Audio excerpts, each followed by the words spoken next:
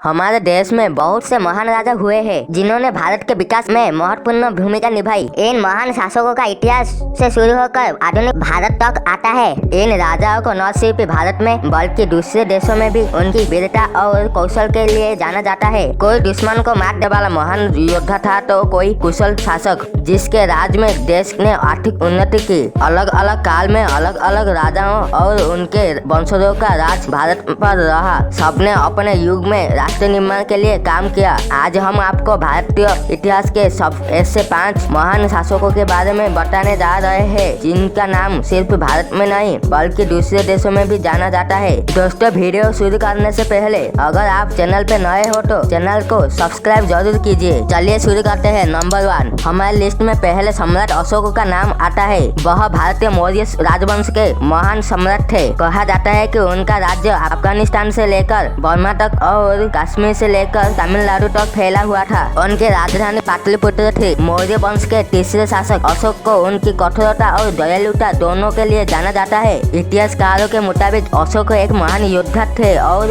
अपने राज्य को बढ़ाने के लिए उन्होंने बहुत से युद्ध किए और जीते। लेकिन कलिंग के युद्ध के बाद उन्होंने बौद्ध धर्म को अपनाते हुए शांति के मार्ग पर चलने का फैसला किया। कहते हैं कि समय के साथ अशोक महान सम्राट और विचारक के रूप में भी उभरे। दिग्विजय की जगह धर्म विजय को अपनाया। उन्होंने आम लोगों का सम्राट बनने पर जोर दिया और इसमें सफल भी रहे। उनके शासनकाल में ही कई प्रमुख विश्वविद्यालय की स्थापना की गई जिसमें तक्षशिला और नालंदा विश्वविद्यालय प्रमुख है। 3वीं शताब्दी में सम्राट अशोक द्वारा बनाया गया मध्य प्रदेश में सांची का स्तूप आज एक प्रसिद्ध पर्यटक स्थल है। अशोक स्तंभ से लिए गए अशोक चक्र को भारत के राष्ट्रीय ध्वज में स्थान दिया गया है और 4 शेर वाले चिन्हों को राष्ट्रीय चिन्ह का सम्मान किया गया है। नंबर 2, इतिहास की चर्चा हो और सम्राट चंद्रगुप्त का नाम न लिया जाए ऐसा संभव नहीं। मौर्य वंश के संस्थापक चंद्रगुप्त को भारत का पहला सम्राट माना जाता है जिसने लगभग पूरे भारत में अपना शासन फैलाया। चंद्रगुप्त के जन्म के बारे में कई कहानियां हैं, लेकिन चाणक्य रूपी महान रणनीतिकार को गुरु के रूप में पाने के बाद उन्होंने अपना अभियान शुरू किया। सबसे पहले उन्होंने मगध से नंद वंश को समाप्त कर अपना शासक स्थापित किया और फिर अलग अलग खंडों में विभाजित भारत को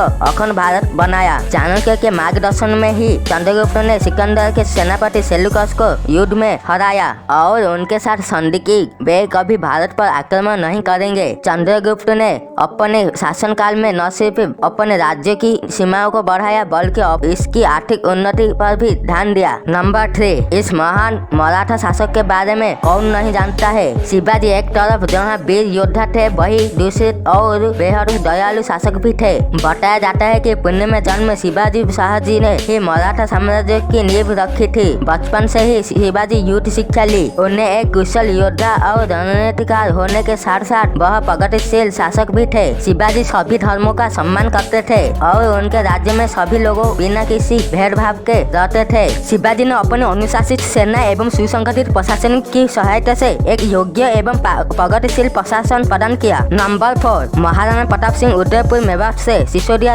राजवंश के राजा थे। महाराणा को मुगल शासकों के सामने कभी न झुकने के लिए याद किया जाता है। उन्होंने अपना सारा जीवन राष्ट्र, कुल और धर्म की रक्षा के लिए समर्पित कर दिया था। इसलिए इतिहास में उनका नाम आज भी वीरता और दूर प्रतिज्ञा के लिए अमर है। ऐसा कहा जाता है कि महाराणा प्रताप तब 72 किलो का कवच पहनकर 81 किलो का भाला अपने हाथ में रखते थे। भाला, कवच और ढाल तलवार का वजन कुल मिलाकर 208 किलो था। राणा 208 किलो वजन के साथ युद्ध के लिए मैदान पे उतरे थे। मेवाड़ को जीतने के लिए मुगल ने कई प्रयास किए, लेकिन अजमेर को अपना केंद्र बनाकर अकबर ने उनके विरुद्ध सैनिक अभियान शुरू किया। महाराणा प्रताप ने कई वर्षों तक मुगल की सेना के साथ संघर्ष किया। उनकी वीरता ऐसी थी कि उनके दुश्मन भी उनके युद्ध कौशल के कायल थे। महाराणा प्रताप और उनके प्यारे घोड़े चेतक की वीरता की गाथाएं आज भी आपको राजस्थान के कण-कण में मिल जाएगी। वह ऐसे महान राजा थे जिन्होंने कई वर्षों जंगल में बिताए, घास की बनी रोटियां खाई और एक बार फिर अपनी सेना खड़ी की, लेकिन कभी भी दुश्मन के सामने घुटने नहीं टेके। नंबर 5, पृथ्वीराज चौहान भारत का अंतिम हिंदू सम्राट माना जाता है। उन्हें राय पिथौरा के नाम से भी जाना जाता है। अजमेर के साथ साथ दिल्ली के साम्राज्य पर भी राज करने वाले पृथ्वीराज चौहान अपनी युद्ध कौशलता के लिए जाने जाते हैं। अजमेर का शासन उन्हें अपने पिता सोमेश्वर चौहान की मृत्यु के बाद मिला था, लेकिन दिल्ली की उत्तराधिकारी उन्हें उनको नाना और उस समय